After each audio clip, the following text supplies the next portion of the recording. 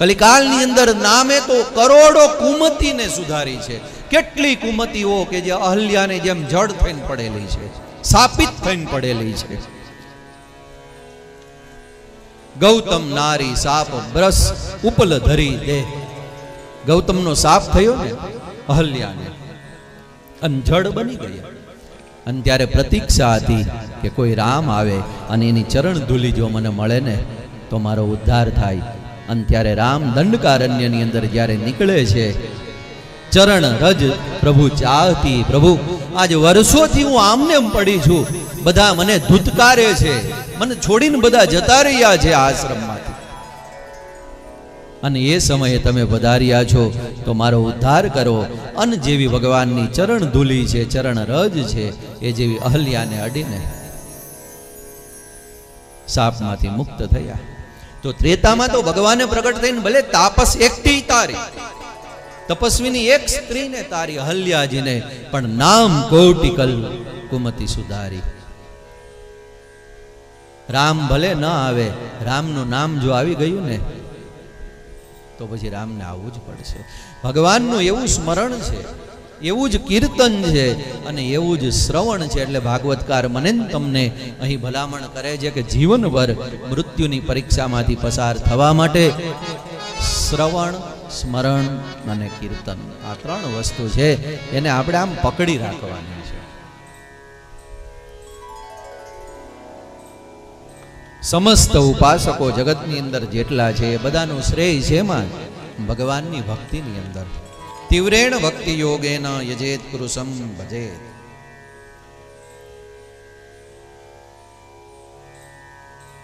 પરીક્ષિતે પ્રશ્ન કર્યો છે કે ગુરુદેવ, આપ જે ભગવાનનો આવો મહિમા ગાઈ રહ્યા છો, એ ભગવાને આ જગત કઈ રીતે બનાવ્યું, આપ મને એ બતાવો.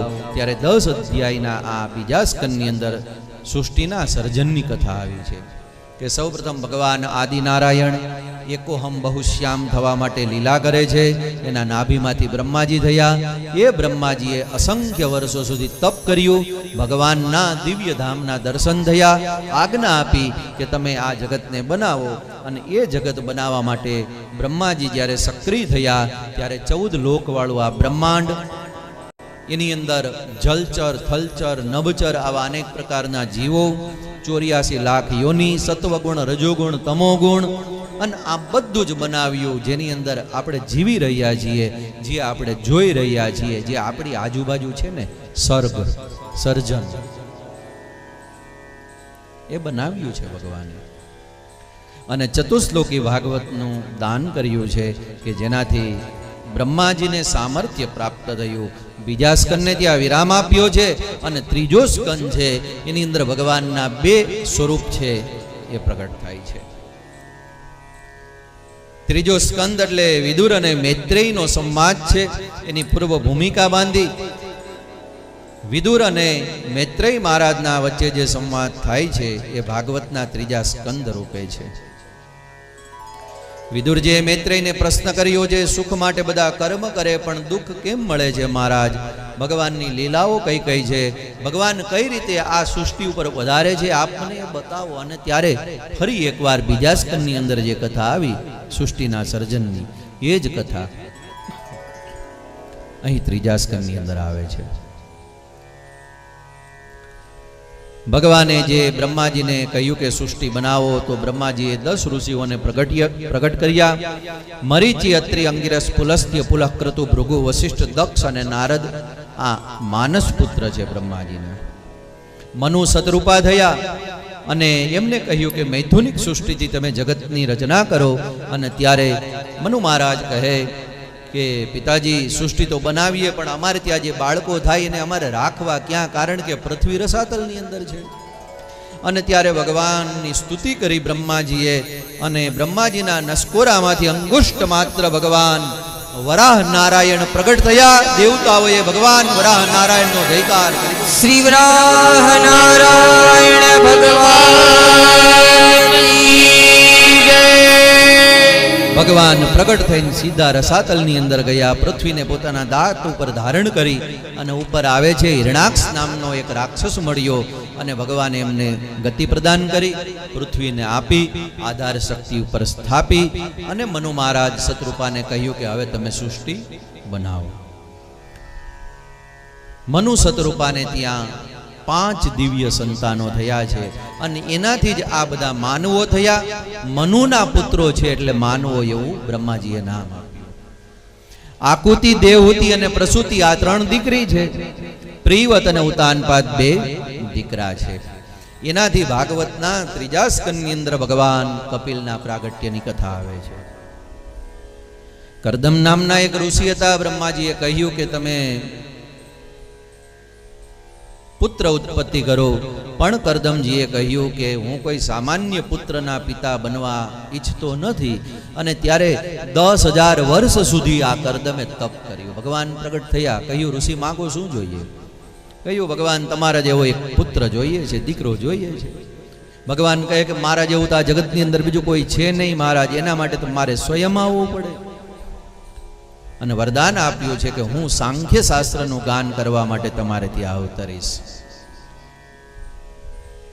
દેવહૂતિએ નારદજીના મુખેથી કરદમ ઋષિના ગુણોને સાંભળેલા અને ત્યારથી મન છે એ દેવહૂતિનું કરદમની અંદર લાગેલું.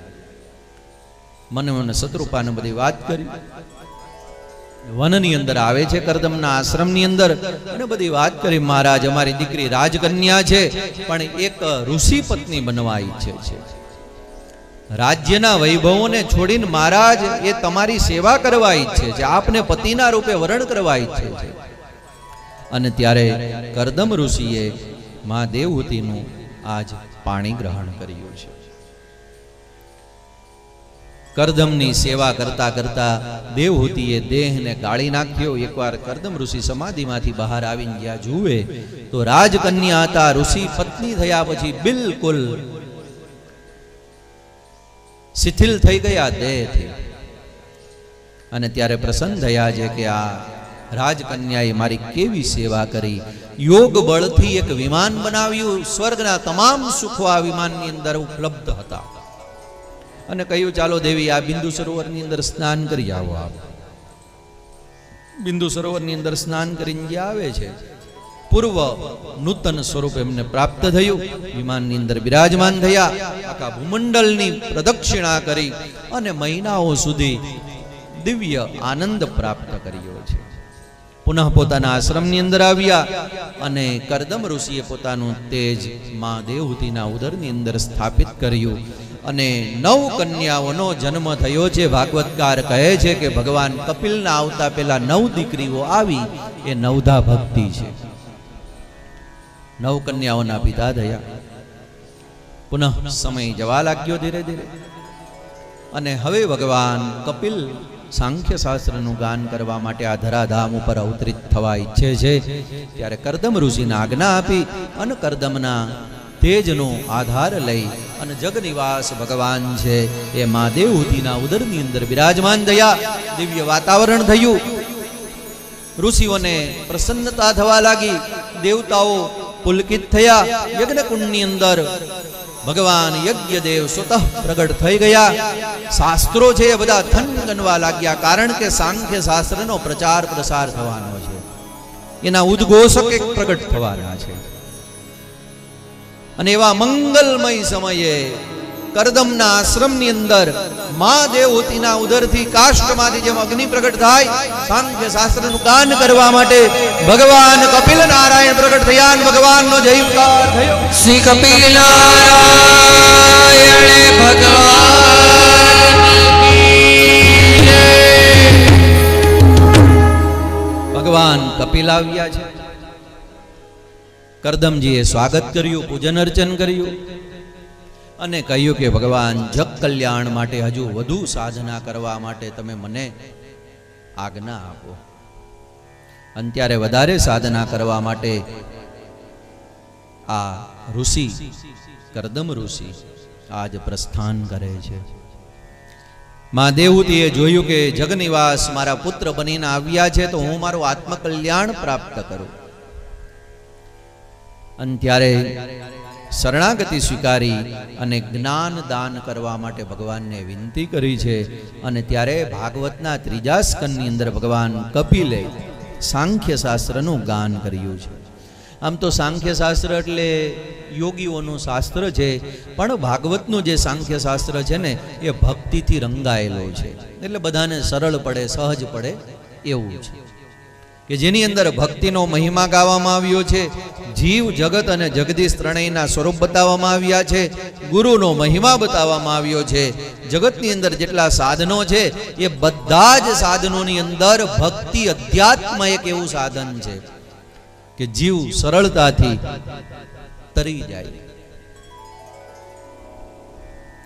આ ભક્તિના સાધનનો આધાર લઈ અને જીવ મીરાની જેમ ઘોષણા કરી શકે કે ગુરુના ચરણારવિંદનો આશ્રય કરવાથી, ગુરુની લગન લાગવાથી, ગુરુ કૃપાને પ્રાપ્ત કરવાથી મને એવા સાધનો મળ્યા ભક્તિના કે ભવસાગર છે ને આજે મારો સુકાઈ ગયો. મેવાડની મીરા ગાય છે, ઈ જે ગાય છે ને એ ગુરુનો મહિમા અહીં ભાગવતના સાંખ્ય શાસ્ત્રની અંદર, કપિલ ગીતાની અંદર બતાવવામાં આવ્યો છે.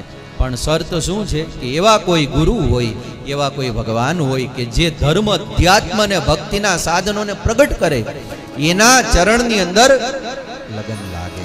જો લાગી ગઈ તો સમજવાનું કે ભવસાગર, મીરા તો ઘોષણા કરીને પછી કહી દે છે કે હવે છે જ નહીં, સુકાઈ ગયો. નતર સાગર આમ કોઈ દિવસ સુકાય નહીં, નદી નાળા સુકાય, સમુદ્ર સાગર ન સુકાય, પણ હરિ કૃપાથી, ગુરુ કૃપાથી, કપિલ ગીતાનું જે ભક્તિ શાસ્ત્ર છે એ ભક્તિના પ્રતાપથી મીરા માટે ભવસાગર સુકાઈ ગયો.